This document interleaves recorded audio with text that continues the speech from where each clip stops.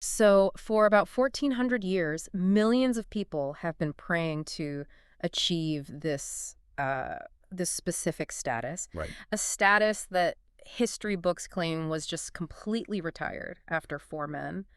But I mean, what if history got it completely wrong? It completely reframes how we look at the past, really. Yeah. Because when you uncover a historical anomaly like this, it's huge. Like the fact that the word Rashidun, which carries, massive theological weight, is only actually mentioned a single time in the entirety of the Quran. Which is wild. It really is. Yeah. And once you realize that, you suddenly have to question the entire foundation of what you thought you knew. And that single mention is tucked away in Surah Al-Furqan. Exactly. So your mission today, for you listening, is to basically rethink everything you thought you knew about these concepts. Because in this deep dive, we are exploring a perspective that strips away all those centuries of sectarian lenses. Right, getting back to the core of it. Yeah, stripping away the traditional commentaries, we're looking at how these ancient words, specifically Furqan and Rashidun, aren't just, historical trivia for some theology exam. No, not at all. They actually form this living, evolving framework, a framework for critical thinking, for leadership,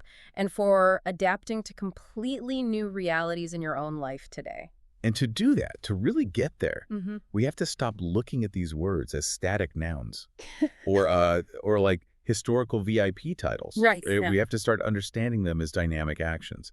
The fundamental argument we are unpacking today is about reclaiming that really independent, courageous spirit of the early believers Right. and figuring out how to actually apply it to a modern world. Okay, let's unpack this because we need to fundamentally change how we look at the word Furqan first. Oh, do? I think the common assumption for most people is simply that it's just another fancy name for the Quran itself. Right, right. And linguistically, Furqan translates to the criterion. The criteria. Yeah, it's the mechanism that distinguishes truth from falsehood. Yeah. It separates right from wrong. But the really crucial detail here is that the Quran uses the word Furqan in highly dynamic ways. It's not just one thing. Exactly. It is not just a proper noun referring to one specific book. For instance, the text actually states that the Furqan was given to Musa alongside the Torah. Oh, wow. Okay. Right? And even more surprisingly, it refers to a specific historical event. The Battle of Badr is explicitly called the Day of Furqan. Which means Furqan is not a title. It's a function. Precise. It represents this sort of divine clarity, and that clarity can manifest in a multitude of ways, right? Yeah. Like, it can be a scripture, absolutely, but it can also be a historical flashpoint, a moment in time that suddenly makes the truth undeniable and just, shatters the status quo. It is the manifestation of clarity. But if the Furqan is this ultimate objective clarity, it's functionally useless if it just sits in a book somewhere. Right, if it's just floating in the abstract. Exactly. Mm-hmm. It requires a human vessel to actually apply it in the real world. And that is where the second deeply misunderstood word comes into play. Rashidun. Yeah. Now, I have always thought Rashidun was just an exclusive, capitalized historical title, the lightly guided caliphs. Most people do. Just the first four leaders after the Prophet Muhammad. Are you saying it's not an exclusive title? It goes far beyond a title. Okay. If we actually look at Surah 25, verse 74, the believers are offering a prayer. Okay. They pray, "Our Lord, grant us from our spouses and offspring comfort to our eyes, and make us leaders for the God-conscious." And the verse concludes with the phrase "wa rashadan," which translates to "and right guidance." So they're actively praying for it. It's like it's a state of being. It's a state of being. It is a state of mature, clear-eyed guidance that literally any believer can aspire to. Wow. It's not a historical title reserved only for caliphs, and it's not some exclusive claim for the Ahlul Bayt. It democratizes the entire concept. It takes Rashidun down from this unreachable pedestal and turns it into a daily aspiration for you, the listener. It means possessing rushed, having sound judgment, moral clarity, and the ability to lead others by your own example. So if Rashidun is a state to be earned, the next logical question is, well, how exactly do you earn it? Right. How do you achieve rushed? And the structural arc of Surah Al-Furqan, Surah 25, actually maps out the exact process. It does, yeah. The textual arc provides a really brilliant roadmap. It opens with God sending down the Criterion, the Furqan, to distinguish truth. Okay. Then the midsection of the surah exposes how past peoples mocked and rejected those clear signs. They just ignored it. Right, they relied on hollow arguments and just clung to their comfortable traditions. Then the climax shifts the focus entirely, right? Sure. It points out that nature itself is the criterion if you simply reflect on it. Exactly. And finally, it ends with that supplication you mentioned. The true servants internalize this criterion, and they pray to become living proof of it. They pray to become Rashidun. So God sends the criterion, believers internalize it, and they act on it. But we cannot leave this in the realm of theory. History provides a massive, real-world application of this exact progression. Okay, let's get into the history. Going back to the year 624 CE, the Battle of Badr, as we mentioned, this battle is called the Day of Furqan. Right. To understand why, you really have to understand the mechanics of the event itself. You have this small, severely outnumbered, completely ill-equipped community. Facing total annihilation by the Meccan elite. Right. It was do or die. And the outcome wasn't just a military victory. Badr was an event that completely dispelled predictions. It gave the community entirely new insight, it radically shifted allegiances, and it created a completely new narrative. It changed everything. Yeah, for the Meccan believers who had been reciting Surah 25 and praying for Rush, Badr was the undeniable historical proof that the criterion was real. It was an event acting as revelation.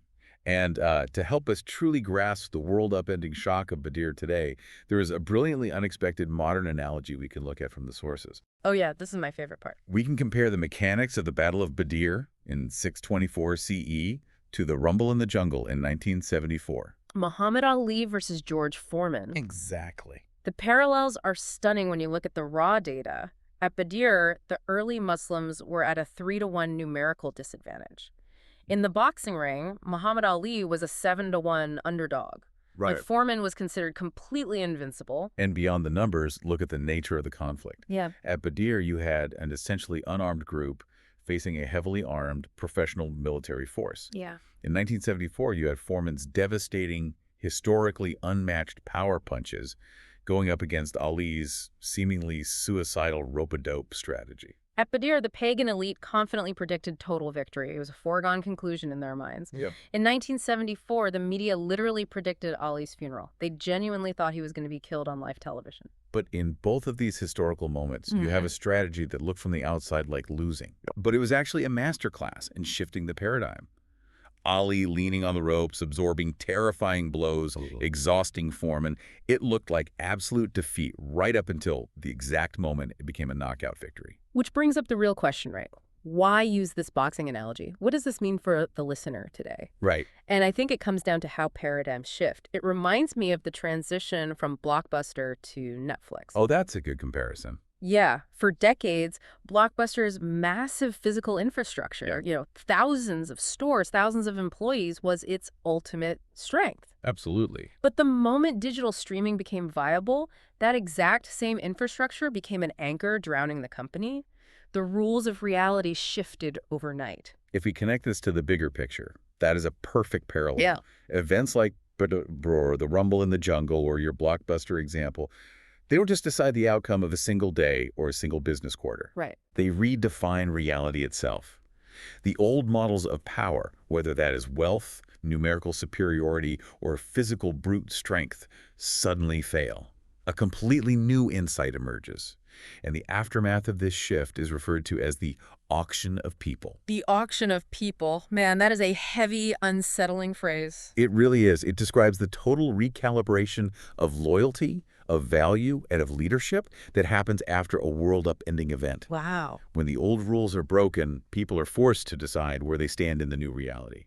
They have to act on the new insight, or they just get left behind. Understanding how paradigms shift, it forces us to look in the mirror, because if we are supposed to be striving for the state of Rashidun, we have to ask how we react when our own paradigms are challenged today. Exactly. And this leads to a very blunt, honest admission from the source text. We are not Rashidun. We are still praying to be not to act like that. Still praying to be not to act like that. Yeah. It suggests that the prayer in Surah 25 isn't the declaration that you have somehow arrived at the finish line. We might read the surah, we might admire the historical figures, we might recite the prayer beautifully. But when our own day of Furqan comes, when events in our own lives demand new insight and courage, do we actually act? Do we forgive when we finally have power? Do we have the resilience to absorb blows like Ali on the ropes when the situation actually demands it? Or do we just cling to the old, comfortable models and falsely label our stubbornness as guidance? Right. Rashidun is not a title you inherit. It's a state you have to earn through the auction of your own life. And this brings us to a major philosophical divide about how a society actually achieves that state today.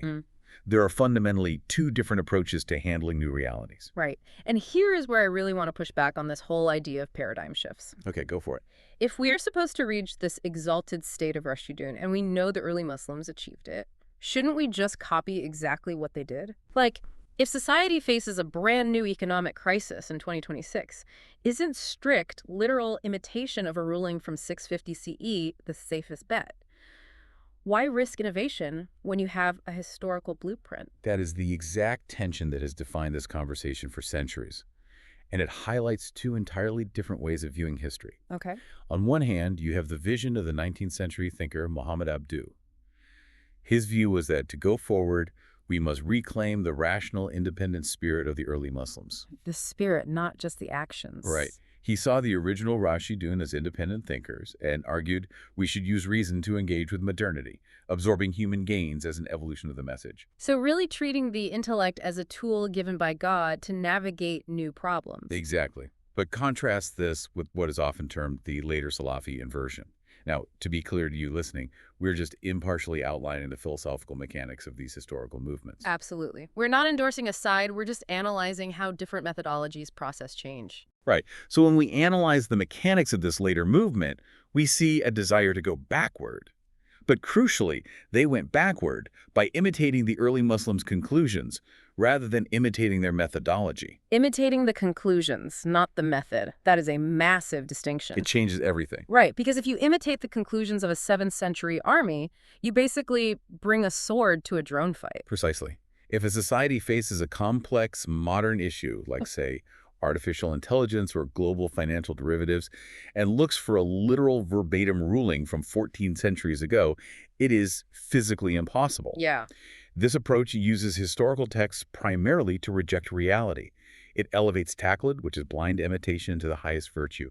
It essentially freezes society in place. And to enforce that freeze, it weaponizes the word bida, which means innovation. Right. It turns innovation into a scare word used to shut down any new idea, completely stifling a society's ability to handle new problems. Which leads to the ultimate irony of this entire historical debate. When you actually look at the mechanics of what the original Rashidun did, the actual first 4 caliphs, they were not imitators at all. No. They were massive, unprecedented innovators. They were the original innovators. The historical proofs of this are staggering when you lay them out. They really are. First, you have Abu Bakr. He fought against those who refused to pay the zakat, the charity tax. This was a completely new application of state power. Yep. It was so unprecedented that it actually shocked Umar at the time. And then look at Umar himself. He invented state institutions entirely without any textual precedent. Right. There was no instruction manual for that. Exactly. There was no manual in the Quran for how to build a state treasury. When Umar established the Diwan for administrative registries, he was looking at Persian and Byzantine administration systems. Wow. He didn't reject them because they were foreign or new. He adapted that technology using Islamic principles. He was a synthesizer. And he also invented the Hijri calendar, which wasn't just, a way to track dates. It was a psychological decoupling from Byzantine timekeeping. Yeah. He literally built the infrastructure of an empire from scratch using human intellect. Then you have Uthman. He standardized the Mushaf into a single version. And history shows us he did this through human consensus. Right. It wasn't a direct divine command that dropped from the sky. It was a pragmatic, absolutely necessary decision to preserve the community. And finally, Ali. He was forced to arbitrate and reason through unprecedented civil strife.